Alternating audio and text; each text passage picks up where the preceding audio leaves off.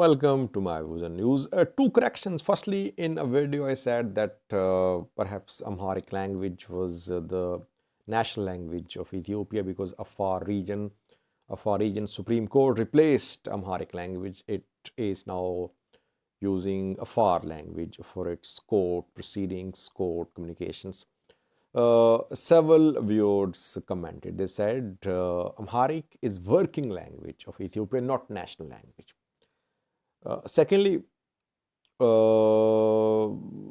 protest which was held in Washington DC a few hours ago when Orthodox followers protested there against Ethiopian government. They showed their support for the church, for the patriarch, for Holy Synod, Patriarch Obone Matthias. Tigrayans were there too, but now it is being reported by most sources that Tigrayans were not part of the demonstration. They were protesting against the wrongs committed against the people of Tigray. They were not part of the protest. That is what was pointed out by several viewers in comment section as well. Headlines. Firstly, Oromo Liberation Army has carried out another attack on a prison. Third attack on a prison in around a month. Dozens have been released prisoners from a prison in Oromia. Secondly, a curfew has been imposed, mostly nighttime curfew in Shewa Robit, north Shewa zone of the Amhara region, where there were clashes between Amhara forces and Oromo fighters last week, which led to dozens of casualties. Thirdly, it is being claimed by some Tigray activists, Tigray journalists, that Tigray came under discussion at yesterday's Holy Synod meeting. What was discussed about Tigray? And lastly, 2nd of February is Isaias Afwerki, Eritrean President's birthday. On the 2nd of February 1946, the man was born, and Sofit Esfamariam, Eritrean representative at UN, in connection with this birthday of Isaias Afwerki, retweeted a tweet from a person about Isaias Afwerki, which seems to be a message of birthday. Congratulatory message from the representative to Isaias. What did she say?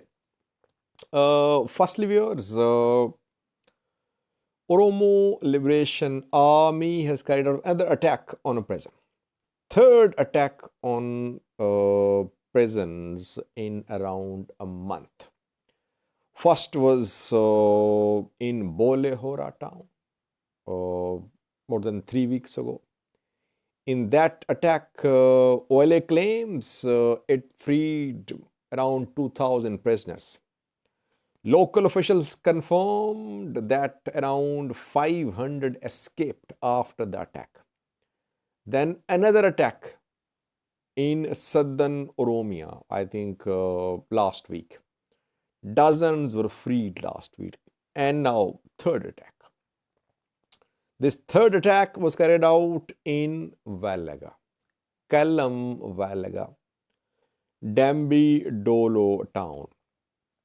Main town of Kallam is Dambi Dolo. And if you remember, Dambi Dolo was being used as headquarters by Ethiopian National Defense Force and regional forces for the ongoing operation against OLA. I reported a few days ago that Dambi Dolo hospital was filled with wounded government soldiers. Schools were reportedly occupied by military because the city was being used as a launching pad for operation against OLA in neighboring areas of Kallam Valaga. But in Dambi Dolo, OLA fighters entered.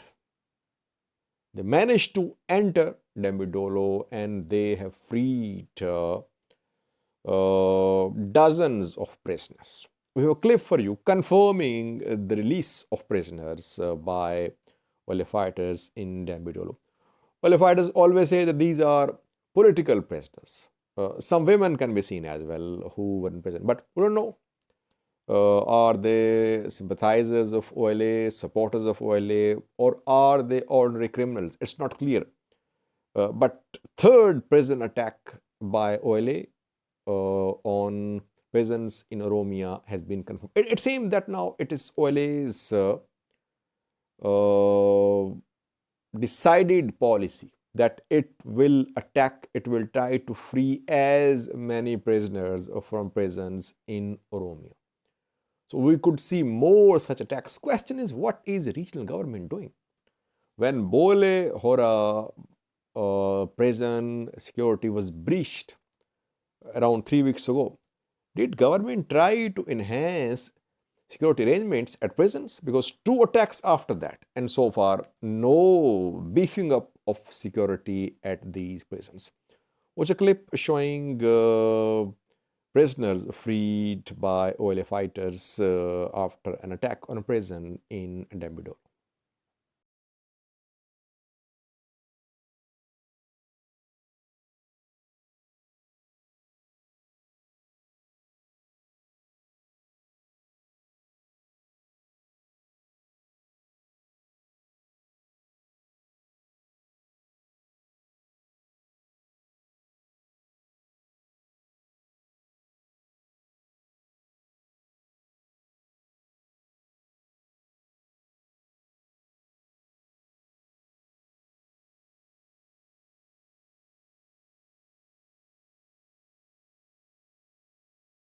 Second was curfew has been imposed in Shewa Robit, North Shore zone of the Amhara region. You know that last week dozens of people were killed, including members of Amhara Special Force, in clashes between Amhara forces and Oromo fighters in North Shore zone of the Amhara region, and in parts of Oromia Special Zone as well. There was unrest. Reportedly, from Oromia Special Zone of Amhara region, OLA fighters entered North Shore zone of Amhara region. And then we saw that some local government officials in Oromia Special Zone, they were arrested, and a military command post was set up in Oromia Special Zone led by Ethiopian National Defense Force. ENDF was trying to prevent a clash between Amhara forces and Oromo locals because a large number of Oromos live in the 2 zones of the Amhara region, both in Oromia Special and North Shore. And now curfew has been imposed in Shewa Robit. Display of weapons banned, all public gatherings banned. Curfew after 12 local time, and no movement of Bajaj motorcycles after 8 p.m. Imposition of curfew indicates that situation is volatile. Though fighting between Oromo fighters and Amhara forces came to an end a few days ago. But since there has been, there is still tension, that is why command post set up and now curfew imposed in Shewa Robit. Thirdly, viewers, it is being claimed by some Tigray activists, some journalists from Tigray, that Tigray came under discussions at Holy Synod meeting held last night, when Holy Synod announced to protest against the government, and it rejected talk given by PM Abiy a day ago. The Tigray sources claim that some archbishops at the Holy Synod meeting said that the calamity which church was facing, the split, it was due to the wrongs committed by the church against the people of Tigray. War was not condemned, which was imposed on the people of Tigray by the church. So this issue came, and it was discussed that church should apologize to Tigray. And Abune Matthias, the patriarch, reportedly said that he was ready to apologize because he could not raise voice for Tigrayans. Now let's see, will there be public apology from the church to Tigrayans? It's not clear. But the meeting of the Holy Synod wasn't broadcast anywhere. Don't know if it was discussed or not, the issue of Tigray. It is only being claimed by Tigray-backed journalists and activists. Lastly, viewers, 2nd of February is Eritrean President's birthday. Isaias Afwerki was born on the 2nd of February 1946, and Sophitas Mariam, Eritrean representative at UN, retweeted a sort of congratulatory message for Isaias Afwerki. She's all praise for the president. The tweet says that Isaias Afwerki has sacrificed his entire life for Eritrea. And he has fought for the sovereignty of the country longer than most people on Twitter have been alive. Firstly, yes, he fought for Eritrea, no doubt. He was part of EPLF. But since 1991, he has been ruling the country single-handedly. We cannot say he's sacrificing his life for Eritrea now. He's ruling, he's a ruler now. He's not ready to give any role to opposition in Eritrea. He does not want opposition parties to flourish in Eritrea. One-man rule with a kitchen cabinet, you can say. Would you call it sacrificing of life?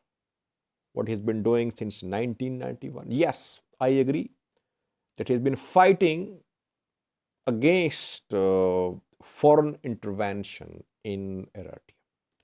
I always say that Eritrean foreign policy is much more independent than other neighbors' foreign policies. It means Eritrea is less vulnerable to foreign pressure. Though Eritrea is trying to strengthen its relations with Russia and China, even then we cannot say that it is under the thumb of Russians and Chinese. Having said that, he's been ruling since 1991. It would be unfair to say that he's sacrificing his life for Eritreans. Thanks for watching.